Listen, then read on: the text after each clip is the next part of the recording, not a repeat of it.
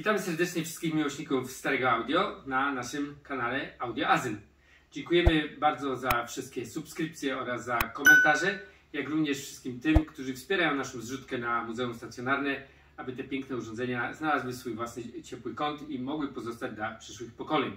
Gdyby ktoś chciał oczywiście uczynić tak drobny gest i wesprzeć nas, to oczywiście na naszej stronie internetowej wehikuł-czasu.com oraz pod tym filmem znajdziecie link do naszej zrzutki. A dzisiaj, jak widzicie, mamy Przemka u nas tutaj. Kłaniam się nisko wszystkim. Przemek przywiózł kolejne plany rozbudowy elektryki, no i oczywiście sprawdziliśmy, no mamy trochę drobny problem z posadzką, no ale małymi krokami cały czas staramy się do przodu iść. Mam nadzieję, że ten problem uda się jeszcze jakoś wyregulować. Po to tu jesteśmy, żeby rozwiązywać problemy, które się pojawiają z czasem i na poszczególnych etapach wykonawstwa prac. Lepszego wykonawca, bądź gorszego, no, ale po to jesteśmy, żeby tematy wyprostować, a zwłaszcza słowo wyprostować ma związek z posadzką. Właśnie. A dzisiaj Przemka i moja ulubiona marka, czyli marka Sony.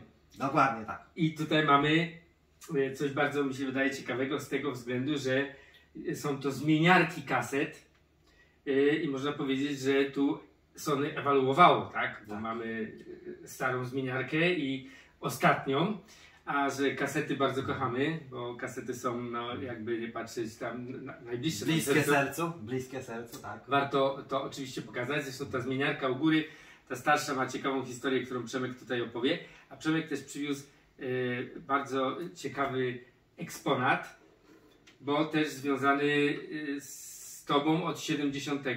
No nie, z nami troszkę później, pochodzi z 75 roku, ale z nami jest związany później, był kupiony kiedyś później w komisie po prostu. I zwiedził z tobą... No kawałek Europy przejechał, tak. W przyczepie niewiadów z dużym Fiatem 125P, czyli jak mówią Kandziak, teraz się mówi na to, czy... Kandziak? A to nie słyszałem. Jakoś ma taką nazwę potoczną dzisiaj ten Fiat. Bo maluch to maluch, nie? To maluch, ale duży Fiat, nawet nie wiedziałem, że doczekał się w końcu jakiejś fajnej ksywki, bo zawsze się mówiło duży Fiat. Tak, duży Fiat. Nie? Zwłaszcza mi się podobał zawsze ten z poziomymi tymi światłami z tyłu.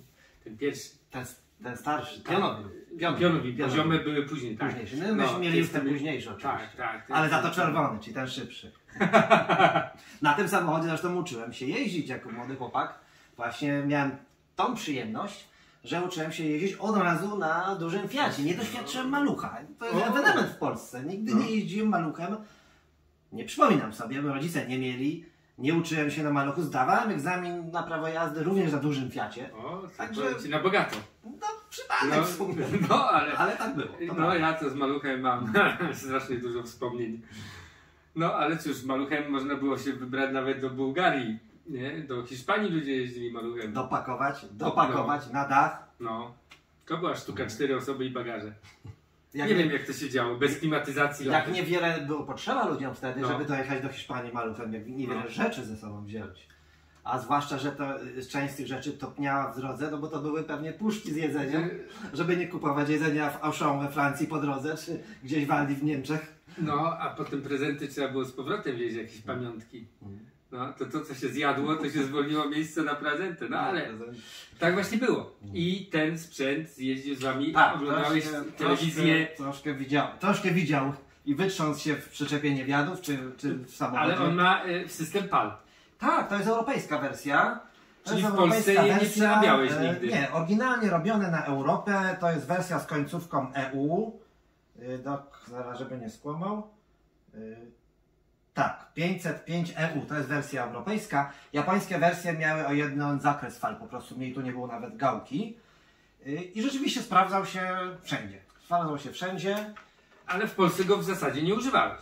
Nie, no po co? Bo nie jest przerobiony na sekam, a doczekał się, że się Polska zmieniła. Polska się zmieniła, tak. Polska się zmieniła, telewizor nie musiał być zmieniany, to prawda.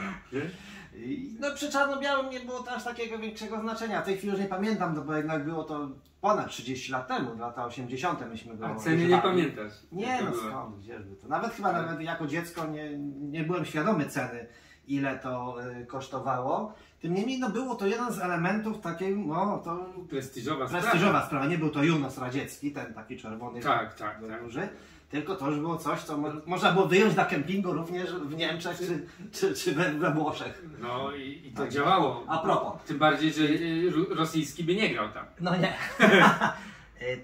Były czasy, lata 80., kiedy kemping był we wnętrzu wulkanu we Włoszech. To były czasy, kiedy aż tak bezpieczeństwo nie było wysoko stawiane i były do tego stopnia, że był kemping w środku, no oczywiście w nieczynnym, rzecz biorąc, na wulkanie. Także on był na takim kempingu, ten telewizor. Kurde, to naprawdę ciekawa historia. Świetne. Także I bardzo lekki. Tak, leciutki. W porównaniu z naszymi z tamtych lat egzemplarzami, to one były przenośne, tak bardziej w przenośni używane. Przenośne dla robotnika, co cegły ładuje, on by nie poczuł różnicy. I jakby to, co mówiłeś w którymś z filmów ostatnio, że przysłał ci jeden z widzów swoją rzecz, którą miał wiele lat, którą hołubił, taki boombox, Osaka. I to on właśnie ten telewizor miał to samo, że on był tak hołubiony, ponieważ było to rzadka, trudno dostępna rzecz, nie do kupienia po prostu zwyczajnie w sklepie, tylko za pomocą, to był komis, czy to był sklep, to się miało też inną nazwę. Sklepy komercyjne, to się tak jakoś nazywało, coś takiego. I w związku z tym był hołubiony jako rzecz, którą warto było mieć. Tak. Kiedyś to były meble. Tego typu urządzenia to się stawiało w stołowym. No może nie takie. No powiem Ci, że na pewno nie był schowany w spiżarce. No nie. Na pewno może nie stał w stołowym na głównym telewizorze, a na pewno gdzieś z boku, bo żal by było. A ta nalepka coś Ci przypomina? Nie wiem o co chodzi, nie mam pojęcia. Nigdy się nie interesowałem, co ona oznaczała. Tak, był kupiony, gdzieś przywieziony z zagranicy, kupiony w tamtych latach, ale nie wiem co powiem Ci, że w tym momencie często te właśnie stare nalepki też są bardzo, znaczy może nie poszukiwane, ale są też takim fajnym wspomnieniem, nie? Były kiedyś takie nalepki Montana, nie wiem czy pamiętasz. Spodnie włoskie, spodnie dżinsy, tak, kalendarze, I były taka półokrągła, na jawce miałem naklejoną taką Montanę. Montana miała w herbie taki wielki orzeł. Tak. To cała ta jawka to była najważniejsza, to była ta nalepka. I to była włoska marka jeansów, wbrew pozorom wcale nie amerykańska. No właśnie to nazwę takiego jak Stan Montana amerykański, ale to były włoskie jeansy. Tak? No to się dowiedziałem w końcu, co ta nalepka w ogóle przedstawiała, bo szczerze mówiąc ja ją pamiętam, ale jakiego producenta ona reklamowała, to właśnie tego nie wiedziałem. Montana były jeansy, taki piękny, wielki orzeł, duży napis Montana. Pamiętam, myśmy mieli takie przepiękne wtedy kalendarze z dziewczynami ubranymi w te jeansy. Oczywiście z reguły jakoś tak lekko bokiem od tyłu, ustawionymi na zdjęciach, żeby były jak najbardziej atrakcyjne. Jak wtedy chłopak kilkunastoletni, robiło to na mnie wrażenie. No kolorowe, w tam naszych czasach to kolorowe reklamówki robiły straszne wrażenie. Nie? Gdzie dzisiaj ktoś by pomyślał, że reklamówka z Aldika czy z Lidla może być czymś prestiżem, nie? A kiedyś się jeździło do Poznania na targi. I się kupowało reklamówki kolorowe. Jak się szedł przez miasto z taką reklamówką, to jaki był poważny gość. Pamiętam, bo ojciec też tam z racji pracy zabierał mnie na targi do Poznania. No i byłem zawsze takim jakby najważniejszym elementem pobytu na targach była wizyta na stoisku Lego, gdzie była szansa dostania takiej wielkiej czerwonej reklamówki z potężnym napisem Lego na czerwonym tle. Jak się z tym wracało później do Łodzi w pociągu? No, powiem Ci, że dzisiaj jeżeli chodzi o reklamówki, co prawda materiałowe, ale też mamy fajne ze spotkania z Unitrą. O tak. I to są jedyne reklamówki. Oprawione w ramkach. Tak. Ja obydwie Obydwaj mamy oprawione w ramkę, także bardzo fajnie to wyszło i to są reklamówki, które zostaną z nami. Na zawsze. Bo no, to jest bardzo ciekawa historia, jednak byliśmy pierwsi tam. Tak. Pierwsza wycieczka, pierwsza grupa, którą wpuszczono do nowej fabryki. A przynajmniej do miejsca, gdzie ta fabryka ma być rozwijana. Tak. No nadal liczymy na to, że ktoś może do nas napisze, czy zamówił Unitrę i wtedy byśmy zrobili pierwszy program u tej osoby, jak to gra u kogoś w domu. Nie tylko wrażenia. nie w odsłuchowym pomieszczeniu, tylko właśnie tam. Także jeżeli ktoś już zamówił, to piszcie śmiało, a my na pewno przyjedziemy i jakiś program zrobimy. A teraz przejdziemy do naszych tutaj eksponatów, bo mamy tutaj Kenwooda i to jest taki dość dziwny egzemplarz KR1000 i no, mimo że vintażowy, to jednak już taki futurystyczny strasznie. Niektórym on się bardzo nie podoba właśnie ze względu na to, że on tak wygląda, ale ja stwierdziłem, że w muzeum on jednak powinien być, bo był na tamte czasy no tak wydziwiony, można było powiedzieć, że udało się go namierzyć. Tu pozdrawiam oczywiście Roberta, który nam przysłał link, gdzie można było go dostać i jakiś czas temu kupiliśmy. Miał być uszkodzony, tak przynajmniej było napisane w aukcji. Okazało się na szczęście, że jest sprawny. I postanowiłem go od razu też postawić i te magnetofony Sony Wam zaprezentować pod tym Kenwoodem. Ja jeszcze tylko dodam, że jak pierwszy raz go zobaczyłem, jeszcze nie stał tu na półce, tylko był wyjęty świeżo z paczki, to zobaczyłem go od góry i z góry on ma takie ażurowe, dziurkowane obudowy z blachy, które wypisz wymaluj przypominają wzmacniacze lampowe.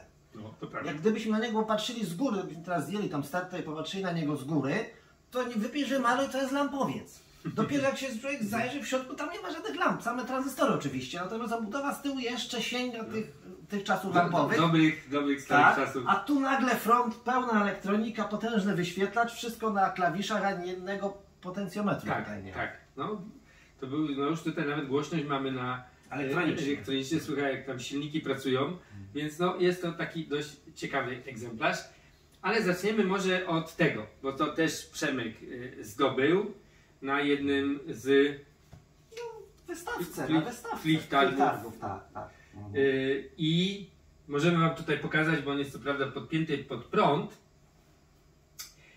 ale możemy go podnieść i pokażemy bliżej, będziecie tu widzieć, że on tutaj przeszedł pewną historię. Tak, związaną z pożarem. Tutaj widać, jak obeszła farba od temperatury. I u góry. I tu u góry. Tutaj od spodu widać, że miał kontakt z wodą. I to wbrew pozorom nie była woda z wilgoci w garażu gdzieś, tylko woda od strażaków. Najprawdopodobniej. Skąd wiemy, że pożar? Otóż stąd, że ta rdza jest tylko na dole, czyli tam, gdzie woda stała.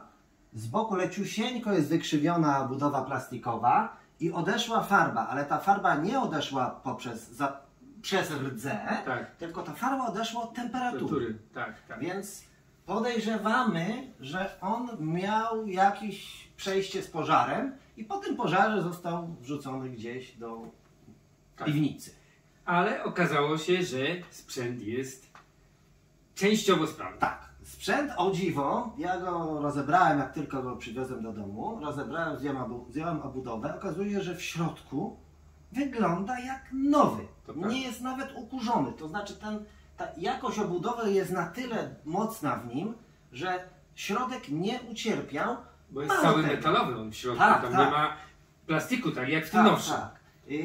Mało tego, nawet paski nie są pozrywane, nie są potopione, kółka nie są oczywiście potopione.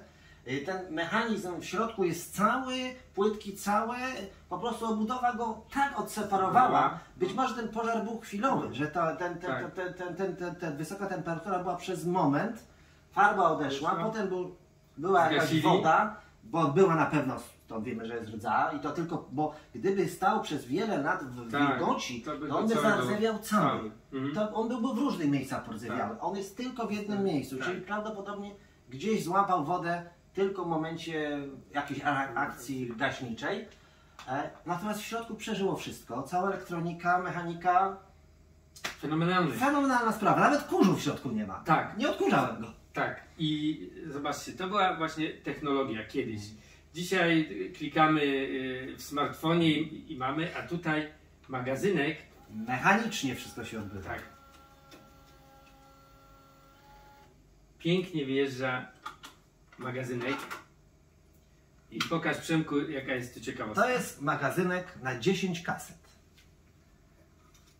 Mało tego, ten magazynek służy również po zamknięciu do przechowywania Tak. tych kaset. Można było go osobno dokupić, kilka Takie magazynków. magazynki można było kupować. One są dzisiaj prawdopodobnie najdroższymi Tak. magazynkami, jakie Tak. istnieją w sprzedaży gdzieś Tak. na rynku wtórnym. Tak. Mało tego, każda z kaset może być ustawiona rodzaj Dolby i rodzaj typu taśmy. Dokładnie. Łącznie z taśmą metalową. Zmieniarka, gdzie mechanicznie przestawia Ustawiam. się typy kaset dla każdej kasetki poszczególnie osobno. No. Tak, nie Oczywiście- spotkałem czegoś takiego w tych innych zmieniarkach. Jest to bardzo delikatne, to trzeba bardzo ostrożnie z tym, żeby tego nie połamać. O. I jak on poczuje, resztę zrobi sam. Tak. Wciągnie magazynek z kasetami, po czym po włączeniu odtwarzania, gdzie my tu mamy? Tu? O. Gdzie mamy tutaj? Tak, tak, no ale nie ma kasety. Wyciąga kasetę Tak. w tą stronę z magazynka, dojeżdżają rolki tak jak w niektórych Walkmanach i zaczyna być odtwarzanie. Potem roleczki sobie odjeżdżają, kaseta wraca na swoje miejsce, przesuwa się cały magazynek. Tutaj nie jeżdżą rolki, Przemku. Tu Nie? Nie jeżdżą? tu dojeżdża ta kieszeń. A, kieszeń Przesuwa. dojeżdża, kieszeń, tak, kieszeń. I tu Bo można... zdradzę Ci pewną Mhm. tajemnicę. Mhm.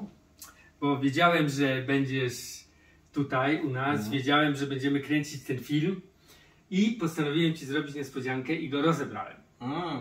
I naprawiłem go.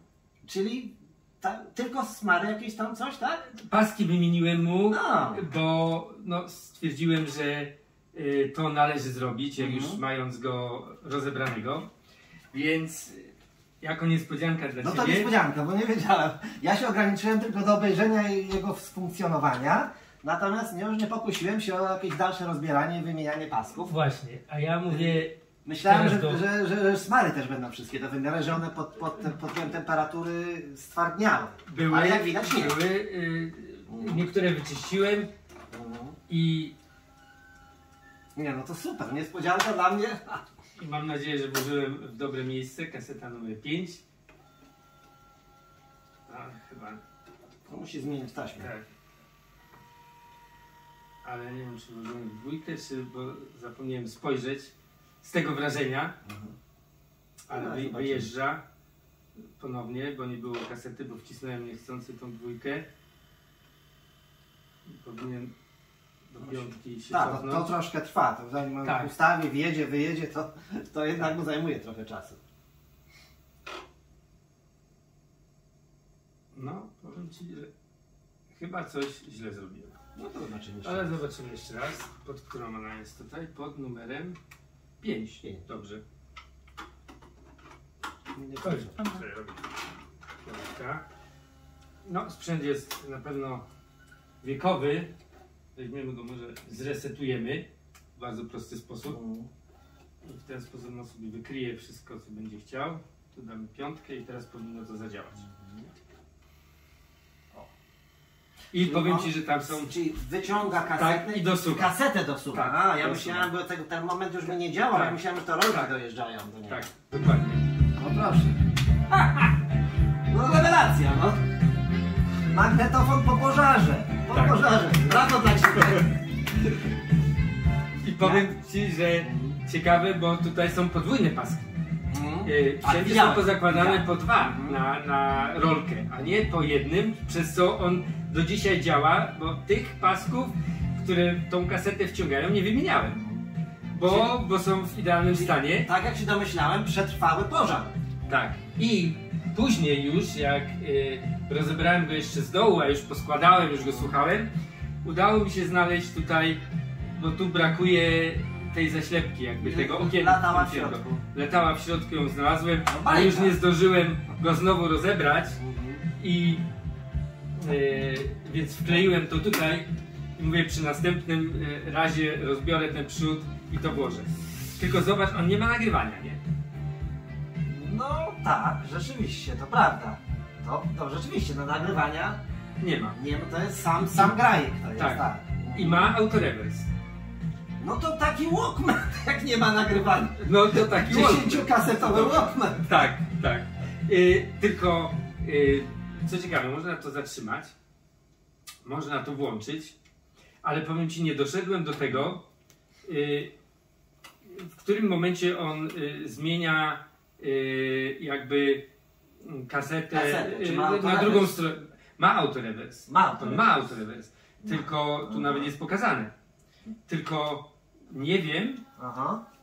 jak się ten autorewers autentycznie, jak go można włączyć. Wiesz, być może kilkukrotne przyciśnięcia playa. Nie wiem, próbowałem różnych metod. Nie chciało mi się co prawda w internecie tego sprawdzać, ani instrukcji pobierać, bo nie miałem czasu.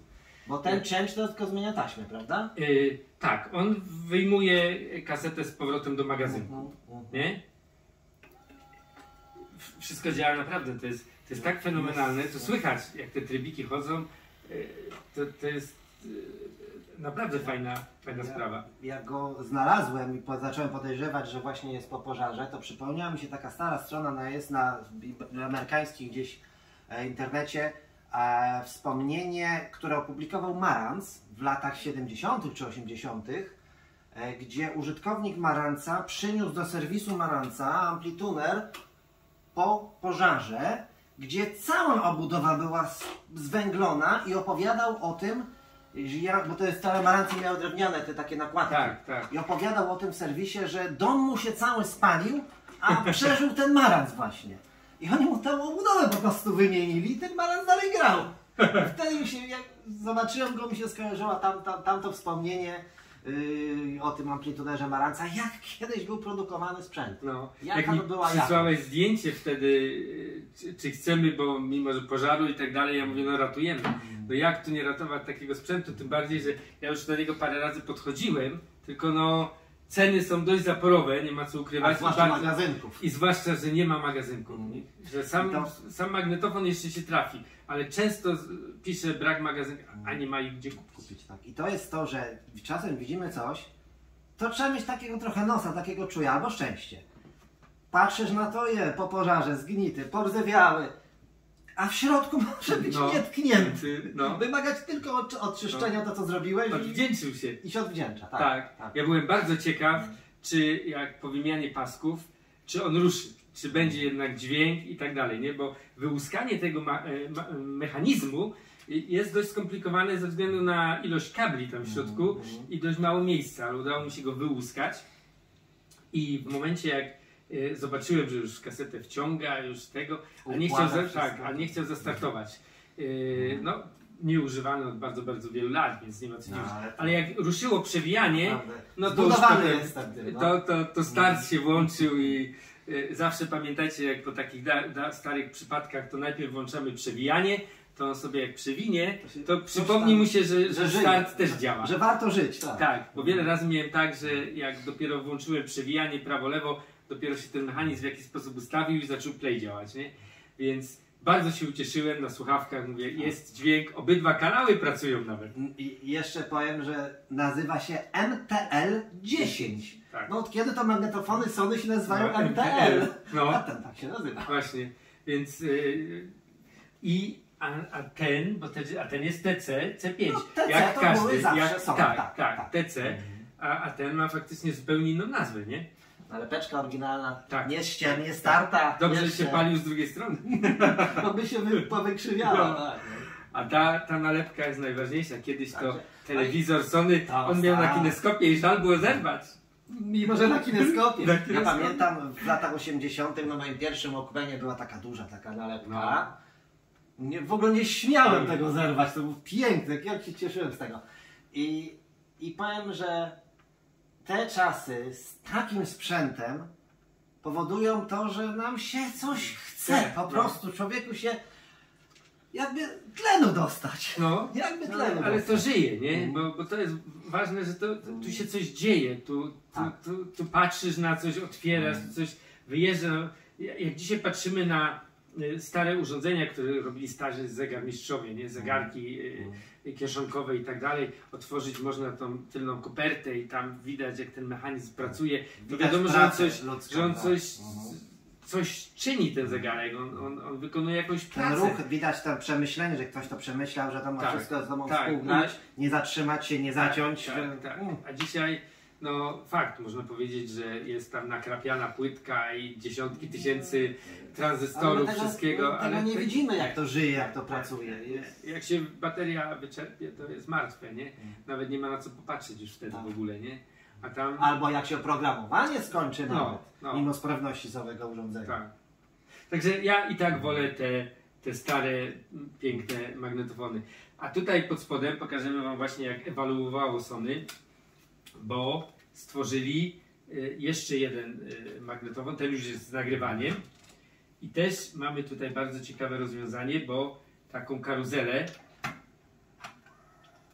która po prostu wkładamy 5 kaset, możemy załadować 5 kaset do tego, zaraz to pokażemy z bliska.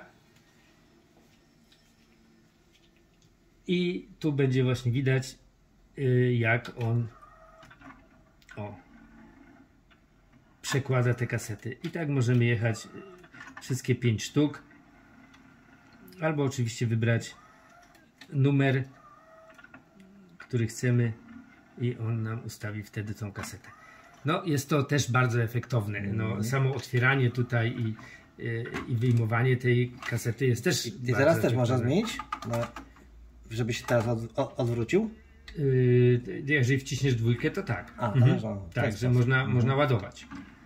No, to ładnie widać teraz to działanie Tak. tej karuzeli, Tak. a tu w tle, w głębi mamy cały mechanizm magnetofonu. Właśnie i tutaj też jest tak samo, że tu jeździ ta kieszeń dosuwa do mechanizmu.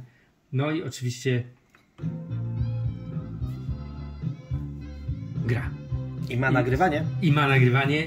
Czyli nie jest to Walkman już. To już nie jest Walkman. I powiem Wam, że to jest moim zdaniem jedna z ładniejszych zmieniarek, Karuzela. bo ta karuzela robi naprawdę, można powiedzieć, tutaj fajną robotę. Oczywiście jest nalepeczka tu Sony. Tak, ale już czarna. No już tak, już nie jest taka. nie Pomarańczowe zniknęło. Tak, i to mi bardzo tego brakuje, powiem Ci. Tak. A potem zniknęły już całkiem, nie? No, Te niestety. nalepki. Nie?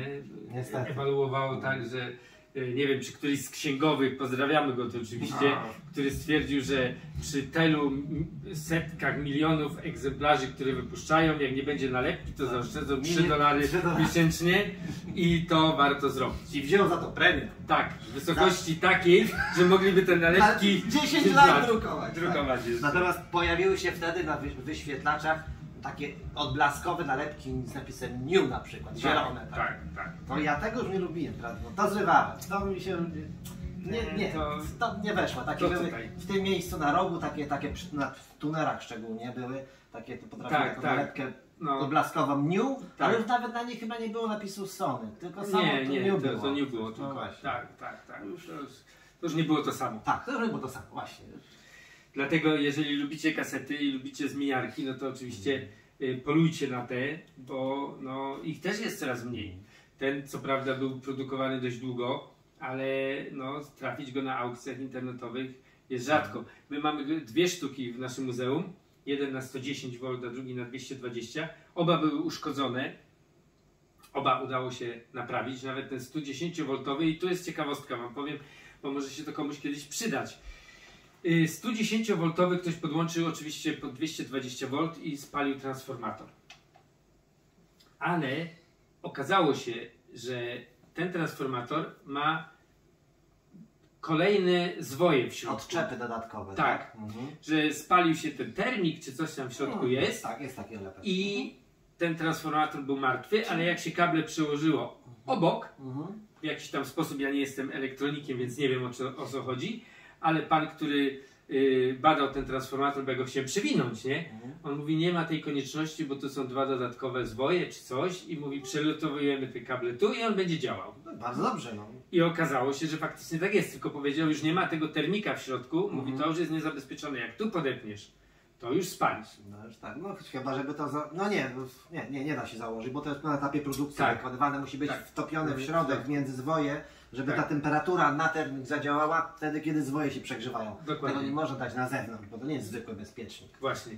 I tutaj udało nam się go też uruchomić, przez co mamy 2 egzemplarze, ale no, jak obserwuję aukcje, no, pojawiają się, ale nie są aż tak często, żeby można sobie było wybierać, jak to się mówi, pod kolor fieranek. No i jest kawał klocka. Jest. Myślę, że jest wyższy niż zwykły Tak. dwukasetowy magnetofon. Tak. Także to też trzeba wziąć pod uwagę, nie wszystkim się w szafkę zmieści. A Nie każdemu żona pozwoli. Każdemu żona Na tak duży egzemplarz. Kawał magnetofonu. Efektowny kawał magnetofonu. Ale wiesz, jak tutaj włączymy sobie 5 kaset z autorewersją, to mamy wiele godzin słuchania. To taka, można powiedzieć, niezła MP3 już. No i przy 60 to już mamy 6 godzin. No. Nie, 5 razy 3 godziny. Tak, 3 tak. godziny. No a tu mamy, no, można powiedzieć takie pierwsze MP3. No bo to już... To grało i grało. I grało i mogło grać w kółko. Więc, no, ten tutaj tak samo. No, tu mam 10. 10. To już... Tak. Ale I też z autorewersem. to jest to, że w tamtych latach już, zobacz, metalowe taśmy łapał do BBC, gdzie jest oczywiście znaczek, ale nie jest to jakimiś krowami, reklamą napisane. I dla wyszukiwanie Sonego, utworów. I wyszukiwania AMS, tak. Dla Sonego to było oczywistością, to była taka klasa w tamtych latach tej firmy, że dla nich rzeczy, które były oczywiste, że taki magnetofon musi to mieć, inne firmy chwaliły się tym nalepkami przez pół magnetofonu. Tak, a tutaj mamy właśnie, no nad tym magazynkiem byłem sam bardzo zaskoczony, że zrobili coś takiego, bo to jest naprawdę bardzo, jakby to powiedzieć, bardzo przemyślane zaprojektowane. Inżynieryjnie, że ktoś może mieć dobre kasety, dobrze nagrane w różnych systemach i dzięki temu może sobie je tak poustawiać, jak nagrał na czymś innym. Tą metalową, tą chromową, tą Dolby B, Dolby C. No, jest fajne, jest moc. Tak, i jeszcze ten szybki dostęp do czyszczenia głowicy, tutaj jeden ruch, no to jest rozwiązanie wręcz studyjne, profesjonalne, telewizyjne czy coś takiego, taki szybki dostęp. No bo głowice się brudziły, to musimy powiedzieć młodym ludziom, że niestety to nie smartfon. 10 kaset pod rząd jak przejechało razy 2, to już można pomyśleć o czyszczeniu. Tak. Jeżeli miały się dobre kasety, bo polskie to w zasadzie... No polskie by zostały w środku, ta taśma pewnie by się wciągnęła. Także byłoby co sprzątać. Tak, jakby u nas mikrometry troszkę inne były niż w filmie TDK. Tak. Powinny być te same mikrometry, ale coś... No to u nas nigdy wtedy nic nie było tak tak samo. Już nie narzekajmy. Nie. Kenwoodzik piękny. Piękny. I powiem Ci, pięknie gra i co prawda tam chyba 1 czy 2 żarówki są do wymiany, więc trafi jeszcze na pewno na serwis. No ale możemy tu ustawić godzinę, co jest też ciekawe. No i ma oczywiście tutaj te wskaźniki diodowe, niebieskie. No mi on się bardzo podoba. Muszę przyznać, I że... 3 wejścia głośnikowe A, B i C. Tak. To też nie jest rzadkość. tak oczywiste. Tak. Rzecz jasna, kwadrofoniczne miały po 4, bo musiały mieć, albo po 6, jeżeli miały zdublowany kanał frontowy, ale A, B i C to jest coś, co dzisiaj znamy z multiroomu. Że w sypialni nam gra ta sama muzyka, która gra w salonie i jeszcze w gabinecie. To on już mógł mieć w sypialni kolejną parę głośników. Dokładnie, także to jest też bardzo ciekawy Nie jest to nowość z lat 2000. I zrobione to jest sprzętowo, na wzmacniaczu, na przekaźnikach i oczywiście głośniki na przewodach. No i tu słychać, no my słyszymy tego, kamera nie odda, ale słychać jak się robi głośniej, że tam silnik, który kręci potencjometrem w środku. Tak. Także jeżeli ktoś lubi trochę bardziej futurystyczne, stare urządzenia, a nie tylko takie typowo vintażowe, ale coś, co było stare, można powiedzieć taki DeLorean, nie? Z tego samochód, nie? Samochód. Tak. Amerykański z filmu Powrót do przyszłości. Tak, był futurystyczny, ale bardzo wyprzedzający swoje czasy, nie? Tak. Także ja myślę, że Kenwood tym tutaj też wyprzedził swoje czasy i zrobił to bardzo futurystycznie. Tak, a jednocześnie, to mówię, w tej chwili tego nie zobaczymy, ale jednocześnie obudowa częściowo jest pomalowana czy oklejona imitacją drewna. Tak. Mimo że front jest już super nowoczesny, błyszczący, srebrny. Wydawało mi się, że to jest jedno z drugim nie konweniuje, mówiąc. A jednak tak jest.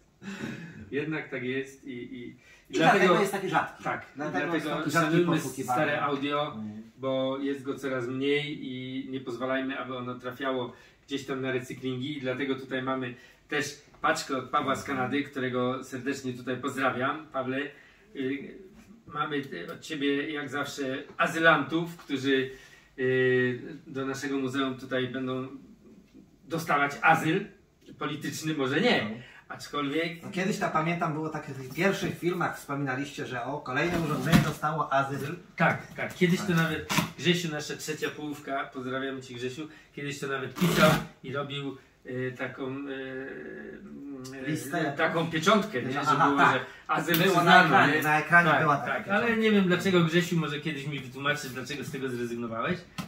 Ale w każdym razie tak faktycznie było i ten pomysł mi się osobiście zresztą bardzo podobał. Bo kiedyś, zaraz gdzieś tu mamy jeszcze, tak, tu mamy jeszcze trochę. Paweł to zawsze dobrze, solidnie. Teraz tu. Teraz tutaj jeszcze. Mimo otwierania tyle razy ciągle jeszcze gdzieś jest jakaś niespodzianka. Ok, zobaczymy co tutaj tym razem dotarło. Cóż to takiego jest? O, takie coś ala studyjne. Korektor graficzny. Mini wieża. Jaki to producent jest? No właśnie patrzę, ale powiem Ci, że tu producenta jakby takiego typowo nie widać. Nie ma. Jest SS1, jakkolwiek to nie brzmi. SS1? SS to były głośniki Soneo kiedyś. Tak, Seria tak, taka tak. była. Ale to nie ma nic wspólnego z Sonem. Nie, to nie ma nic wspólnego z Sonem. ADC. ADC. ADC. Stereo. Audio. Pewnie audio, ale Coś tutaj jest, zobacz. sound pisze. Nie. No, tak. No nie mamy Sound. pełnej rozpiski. Ale taki korektor graficzny do takiej bardziej trochę MIDI wieży, nie? Ciekawy jestem, czy ma diody w suwakach. Sam żeby go podłączyć na 110. Zobaczymy kiedyś. Zobaczymy, bo Tak. jest oczywiście na 110. Tak. Wtyczka To 110, na pewno także nie dopiero będzie- na transformatorze będziemy mogli zobaczyć, czy ma diody. Cóż tutaj jest? Jest jakaś rączka. Kanadyjski sprzęt to jest. Kanadyjski. Tak, jest czyli- Kanada. ADC Kanada. Cóż to takiego? To jest jakiś Silvano. dyktafon pewnie. Cóż to Taki- takiego może być? Push mamy, Push. pasz tutaj. No właśnie, ale... Ale ładne, Bambino znaczy, tylko że ładniejsze. Z chromowanymi, ładnymi obudowami. Słuchajcie, nie, ale bajer. Ciekawe, czy igła jest. No to trzeba tu odwiązać tasiemkę. Paweł? Ale nie na pękie zawiązane, to nie tak łatwo będzie. Spróbuj, czy się Paweł, uda. ale mamy nożyczki. A no tak. Tutaj. Nie, może to jest oryginalna ta jeszcze, słuchaj, tamtych lat tasiemka. Słuchajcie, tasiemkę przytniemy. Zrobimy krótkie cięcie. I spróbujemy zobaczyć, czy tu coś jest. Czy pusto Jest kompletne, tak. Jest kompletna. Jest kompletne. Ale bajer. Ty słuchaj, my źle zrobiliśmy, bo to było przykręcone. No mówię, Wiesz co, no, to może nigdy nie było używane. może nigdy nie było używane. Bo ta tasiemka jest przykręcona śrubką tutaj. tak. Paweł raczej tego by nie robił, bo użyłby dzisiaj taśmy klejącej. Albo zwijki tej. Tak. Więc być może ten sprzęt nigdy jeszcze nie był używany. Zobacz, tu jest jeszcze AM, czyli prawdopodobnie to jest z radiem. Tak. Widzisz? Tak. AM. Prawdopodobnie może to z Tak, radiem jest. AM i fono mamy I fono, tutaj. no, czyli to jest radiogramofon. I tu mamy prędkości 78, No to 45, powiedz 33. tak, no. I kurde, no powiem wam, No takie Bambino. no takie bambino. Radiofono, tak, pisze. Radiofono. Silvano, bateryjne, zobaczymy czy bateryjny jest. Trzyma się? Mam nadzieję, że tak. Jest tu miejsce prawdopodobnie na baterię albo na przewód sieciowy, ale gdyby był na... Sieciówka jest tu. A jest Sieciówkę mamy sieciówka, tu. czyli to jest miejsce pewnie na przewód. Być może. Bo nie ma symbolu baterii przynajmniej. Ale głośnik gdzie? A nie, on No głośnik ma tu od frontu, czyli on sobie leży i gra. To taki piknikowy byłby. na kocu, tak. A idąc z dziewczyną, No. bujamy i gra radio. Ale bajer. Fajne, nie? I to widać, że to naprawdę mi się wydaje, że I to jest- może być nowe. Jest to produkcji japońskiej. U. Także tak by się to prezentowało w rączce młodego chłopaka, który idzie podrywać dziewczyny. No. W naszych czasach za komuny to wielki to byłby bajer. Będzie można zrobić program o Bambino naszym i o tym. Na takie coś to byś poderwał córkę kierowniczki Paweksu. Słuchajcie, tu jest jakaś listwa. Tego jeszcze, to jest chyba, że odpadło od, ale nie, to nie będzie od niego. To muszę się, może Paweł przysłał, bo może się do czegoś przydać listwa, bo te listwy są też do radii lampowych i tak dalej, bardzo potrzebne, nie? To nie jest do tego, może... O, tu coś Chyba mamy tutaj... To jest instrukcja, To chyba I fragment instrukcja. No to nie od tego. Słuchajcie, tu jest chyba, wyjaśniła się tajemnica dwóch głośników, które... Z poprzedniej paczki? Z poprzednich paczek. No wydaje mi się, że tutaj jest reszta tego Akaja. Tak. To pokażę może bliżej. O, zobaczcie. Tak to wygląda. O. I to jest Akaj. Co my tu o nim wiemy? No, nowoczesny, już taki późny, jak to się mówiło u nas, późny gierek. I działa. I działa. Niepołamane klawisze. O! Ale jak to się odbywa? No widziałeś to? No nie, słuchajcie. Zobaczcie, to jest leżak, to jest leżak, bo on jest tak pracuje. No tak, on będzie... Tutaj jest reklama, zobacz. Tu jest reklama Akaja. No tak. Czyli on tak pracuje. My go źle był trzymany. Tak. Instrukcja trzymania Akaja. Właśnie. I to zupełnie inaczej. Ja mówię, jak to? Takich cudów to jeszcze nie było, nie? Żeby się kieszeń do gnojami się wkłada. Model PJ 35. Jeżeli dobrze oczywiście widzę bez okularów. Bo okulary mi są coraz bardziej potrzebne do życia. Ale też w ładnym stanie i ma dwie kolumny. A zobacz, tu masz większy napis. A tak. A co tu jest? To jest włącznik. Aha, tak, power. Tu mamy taki potężny power. No jak okularów nie potrzeba, żeby go włączyć. Znaleźć włącznik. Kurde, ale nie, świetny. Bardzo, bardzo ładny. A zrobimy zdjęcie oczywiście z głośnikami, to umieścimy na stronie niezłamaną. A to też już rzadkość, bo większość niestety te anteny się łamały. No nie ma co ukrywać. Ma Dolby. To jest już nie byle co. No te potencjometry takie malutkie, no ale są. Nic nie połamane, nic nie zgubione. Także powiem wam naprawdę, no i cały czas, mimo tak ogromnej ilości boomboxów, przecież mamy ich kilkaset, i cały czas trafiają się boomboxy, których jeszcze nie mamy. No, powiem ci, że jestem oryginalny i to kto wie, czy nie tylko ten będzie pasował, bo on ma tutaj płaskie, nie okrągłe. I są magnetofony, które muszą mieć te płaskie końcówki, nie okrągłe, bo nie włożysz. Więc dobrze, że jest przewód, bo chyba z nim kłopot. Tak. W Polsce mają wszystkie wycięcia. A tu jest kwadratowy, nie? Tak. Kwadratowy. I nie wiadomo, czy wszedłby... Ale wiesz co, pocieszę cię, bo ma voltage selector, tak? czyli jest na 220 V. Słuchajcie, to tutaj jak byłby szampan, nie, dzisiaj, to mogłyby korki strzelić, bo to jest tak rzadko. Ja powiem, że nawet korki strzelić lepszego szampana, bo ma wejście gramofonowe. Jeszcze. Boombox z wejściem gramofonowym, czyli jakość jego jest już nie byle jaka. Ten miałby wyjście, to ten ma wejście. To można by było zrobić całkiem przyzwoity tutaj tandem. Także tutaj lepszego szampana można by do niego otworzyć. No i jeszcze telewizor czarno-biały do tego.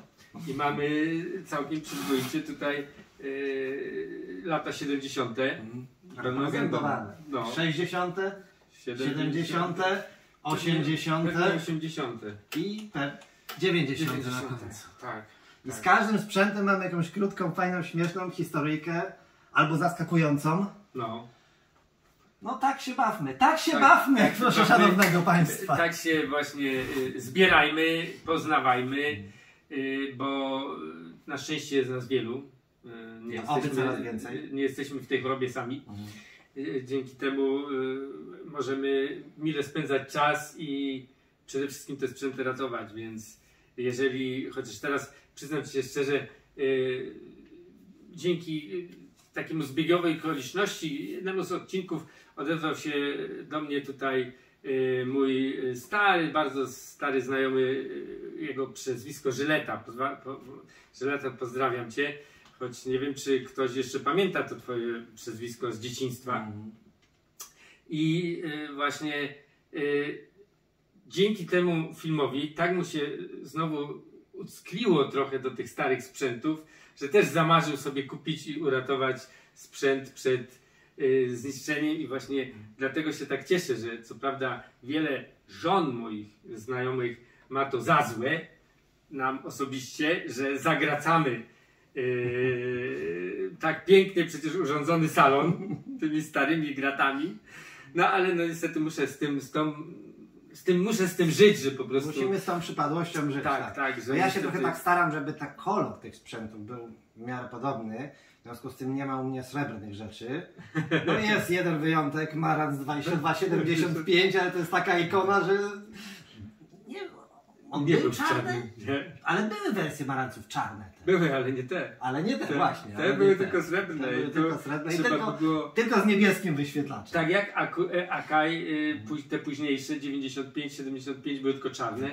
I ludzie przerabiają panele na srebrne, nie? Tak? Tak. Nie wiedziałem. Są, może z oryginalnymi napisami, ze wszystkim.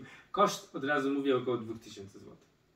Ale jeśli komuś chce, to samo zaparcie ludzie mają duże, naprawdę. Tak, ale są tacy, no bo jeżeli masz wszystko srebrne i chciałbyś postawić ten magnetofon Akaja, a on jest czarny, to on nie pasuje do niczego. Obok srebrnej szpuli na przykład, tak? I, Akaja. no.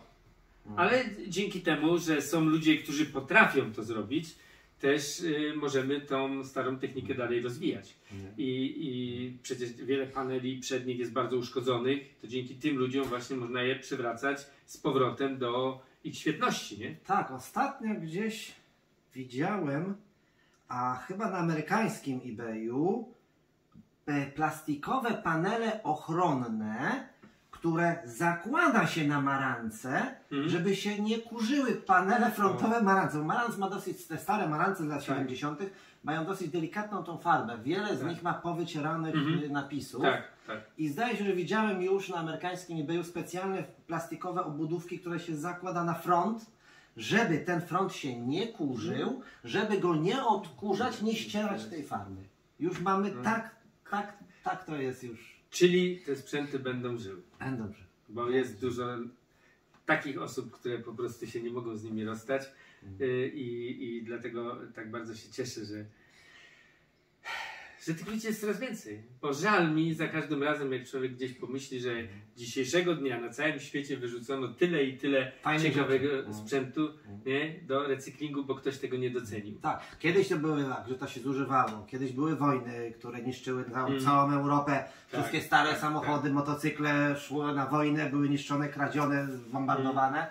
A no w ten sposób zginęło dużo radii, pięknych, starych, lampowych oczywiście, ale je było łatwiej uratować i zabrać. Natomiast w naszych czasach, na naszych oczach, sami na podstawie uchwalonych przez poszczególne kraje i Unię przepisów, czy nie tylko Unię, bo i Japończycy to samo, niszczymy niejednokrotnie fajne sprzęty.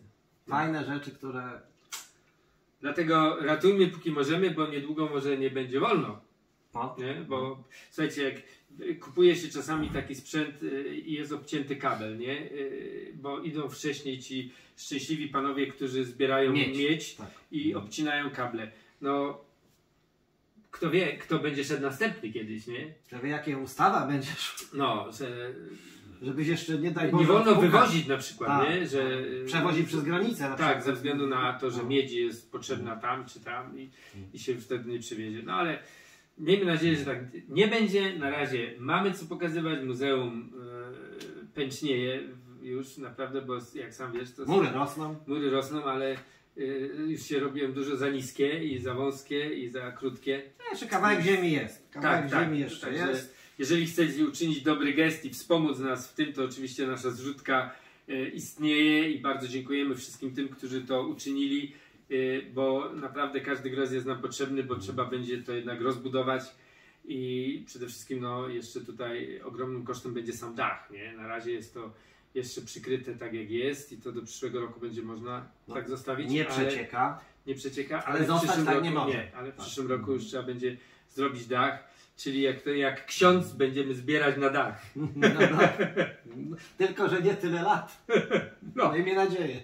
Właśnie, miejmy nadzieję, że nie tyle. Tak, bo w tej chwili jakby samo pokrycie nie gwarantuje termicznego oddzielenia. Oczywiście już deszcz nie pada, woda nie leci, no ale te sprzęty nie mogą tam być pod dachem wystawione, jeżeli ten dach nie będzie miał termicznego oddzielenia od no, ocieplimy go od tak. środka, ale... No ale pokrycie dachu po prostu musi być. Musimy gadamy jak ksiądz. No, na ambonie.